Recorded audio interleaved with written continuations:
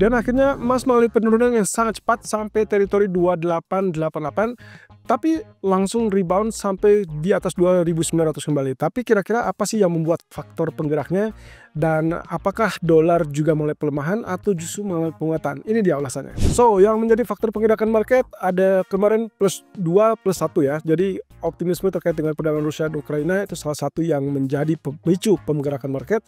Lalu kemudian yang kedua yang kita selalu ingat terkait dengan tarif yang kemungkinan akan berlaku sangat cepat atau minggu depan akan dipercepat sesuai jadwal tanggal 4 Maret ya.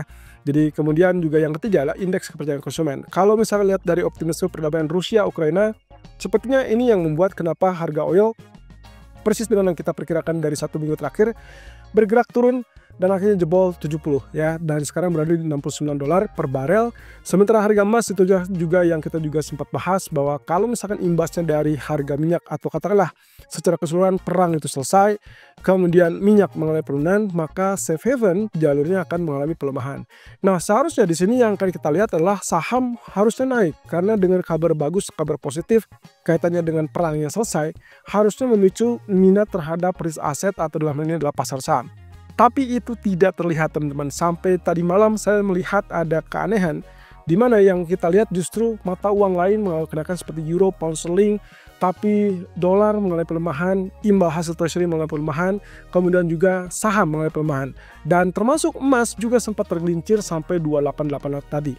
Nah, cuman masalahnya ada faktor lain tentunya yang jadi pertimbangan. Yang kedua adalah tarif, kebijakan tarif yang kita tahu bersama akan segera berlaku. Itu juga memicu pergerakan atau penurunan saham. Jadi kekhawatiran terhadap saham inilah yang membuat kemungkinannya pasar saham relatif anjlok. Nah, ini yang menguntungkan di sisi lain pasar atau safe haven. Nah, sementara kalau misalkan lihat dari pergerakan ini, memang notabene yang kita lihat adalah pantulan yang cukup mantap dari emas, yaitu dari 2888 langsung segera balik ke 2900-an, bahkan ditutup 2914. Dan di malam harinya kita dapat consumer confidence yang angkanya ternyata laporannya jauh lebih kecil daripada perkiraan dan bahkan menandakan adanya pelemahan dari sektor konsumsi ataupun pengeluaran.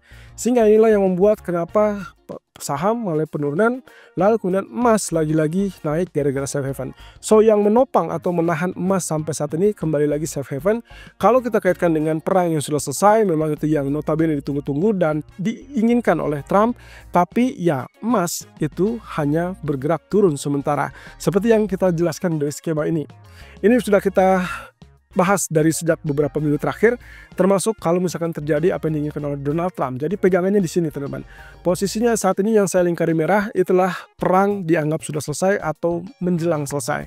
Otomatis yang harusnya kita lihat adalah risk asset ataupun pasar saham naik. Berarti euro pound sterling juga mengalami kenaikan, kemudian safe haven-nya melalui pelemahan. Dan itulah exactly yang terjadi tadi malam. Dan mungkin juga hari ini masih ada tanda-tanda tersebut ya. Cuman lagi-lagi mengingatkan tujuan akhir dari apa yang diinginkan oleh Donald Trump tidak terhenti pada kasus crude oil yang mulai penurunan, melainkan bagaimana caranya crude oil tersebut dengan ya katakanlah harga yang relatif murah bisa menekan inflasi, lalu kemudian inflasi tersebut tentunya akan membuat suku bunga mengalami penurunan. Suku bunga yang diincar adalah target dari suku bunga real yang bisa kita lihat dari imbal hasil treasury, dan itulah yang terjadi teman-teman. Tadi malam US Treasury mengalami penurunan, terutama tenor 10 tahun.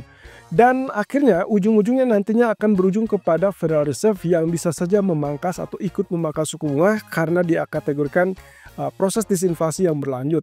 Ya, ini terlepas dari pembicaraan tarif ya. Kita bicara tentang apa yang dilakukan atau yang diinginkan oleh Trump supaya inflasi tersebut bisa turun sehingga akhirnya menghasilkan suku bunga yang lebih rendah. Dan itu semua diupayakan dari harga minyak.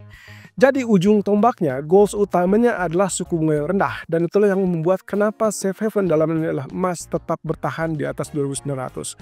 Ya, apapun itu intinya adalah skema yang sudah kita bahas ini sebetulnya masih tetap akan terjadi dan potensinya masih cukup banyak. Koreksinya saya juga tidak puas ya, tapi masalahnya adalah level supportnya pas. 2878 kita punya level support 2858, tapi kemarin cukup dekat dengan level support tersebut. Nah, masalahnya adalah kapan saham ini akan mulai kenaikan. Karena kalau kita perhatikan, goals utamanya kalau memang reaksi dari emas itu sebagai safe haven mengalami kenaikan, kenapa saham tidak mulai kenaikan? Ya tentunya ini akibat dari masalah kebijakan tarif tadi. Jadi yang menopang ataupun mendorong emas untuk tetap naik adalah minat safe haven terhadap ketidakpastian perang dagang, lalu kemudian juga terkait dengan ketidakpastian ekonomi tentunya. Nah, sementara untuk saham sendiri justru dibebani oleh kekhawatiran-kekhawatiran tadi. Meskipun lepas dari kekhawatiran geopolitik yang dianggapnya perang sudah selesai, tapi ada masalah di kebijakan tarif yang ditakutkan mendorong inflasi. Dan ingat, emas dijadikan aset hedging inflasi. Itulah sebabnya safe haven mulai kenaikan. Oke, berikutnya adalah kalau kita perhatikan dari yang juga menjadi isu utama tadi malam. Sebetulnya tadi malam sempat ada kabar yang kurang bagus, yaitu kaitannya dengan DPR yang gagal atau membatalkan voting untuk masalah rencana anggaran dari Partai Republik. Ya, ini dikarenakan alasan utamanya bisa dibilang dukungannya tidak memadai ya. Yang kita tahu adalah di kursi DPR, Republik ini kecenderungannya cukup ketat ya. Jumlah ataupun suaranya, dukungan suaranya di dalam kursi DPR itu cukup berimbang dengan Demokrat. Nah, jadi akhirnya diputuskan untuk ditunda. Nah, tapi tadi pagi saya mendapatkan kabar bahwa mereka berhasil meloloskan RUU tersebut dan saat ini masuk ke Majelis Tinggi.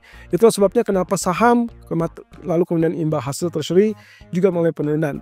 Jadi kalau misalnya kita perhatikan dengan yang saat ini terjadi, harusnya ada fight back ya untuk saham karena DPR akhirnya meloloskan rencana anggaran dari Partai Republik. Tapi ada satu pernyataan cukup menarik dari anggota Republiknya sendiri.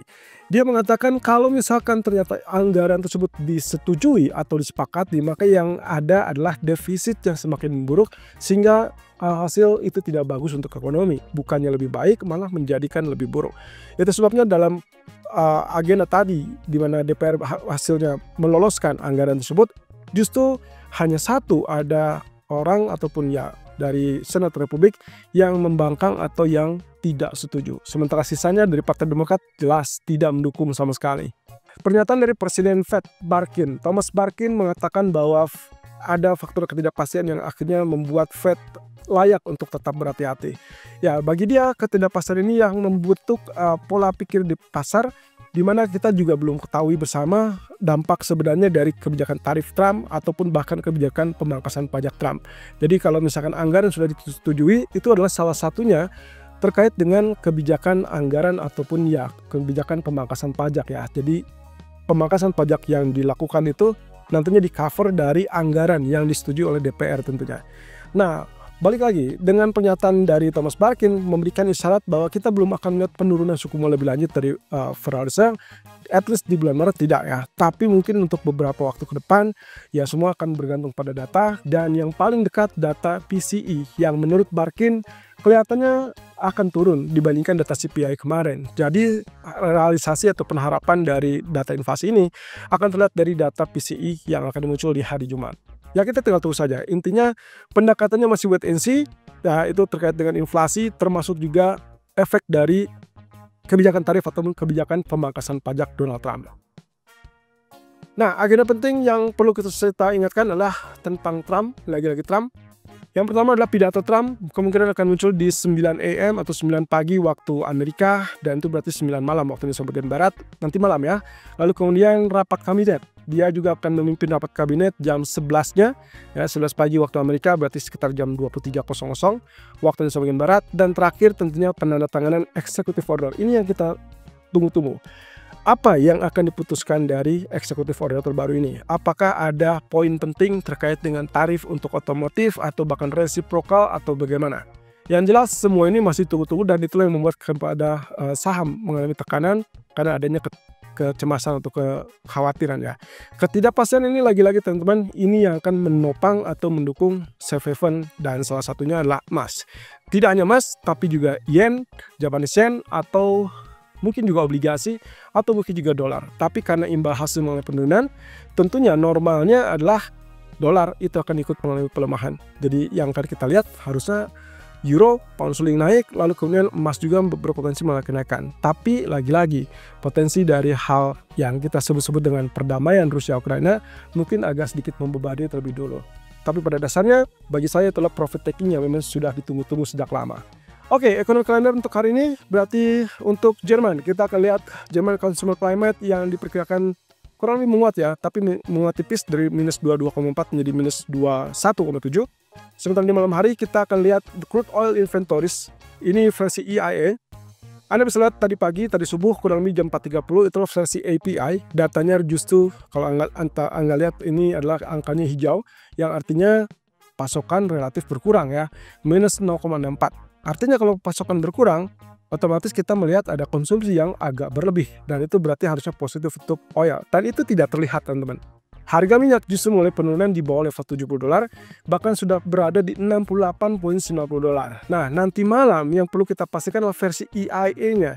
Kalau ternyata datanya relatif negatif, ya mungkin reboundnya adalah nanti malam untuk harga minyak. Tapi kalau misalkan datanya katakanlah positif, dengan harapan 2,5 juta, misalkan 2,55 atau 2,6 juta, ya otomatis crude oil akan kembali tertekan turun. Secara keseluruhan, fundamentalnya damai perang, Rusia akan ekspor lebih banyak, Kurdi juga akan mengekspor lebih banyak, berarti pasokan di pasar melimpah. Jadi pasokan yang melimpah versus permintaan yang lemah, saya rasa harusnya kita masih akan dapat penurunan lebih lanjut untuk harga minyak. Nah, terakhir adalah new home sales dari Amerika yang akan rilis jam 10 malam. Ekspektasinya adalah penurunan 679 dari 698. So, kita akan lihat apakah ini akan direspon positif atau tidak. Yang jelas, dibutuhkan data yang negatif untuk membuat emas mulai kenaikan. Demikian juga ekspektasi penurunan atau pemangkasan suku bunga dari Federal Reserve tentunya.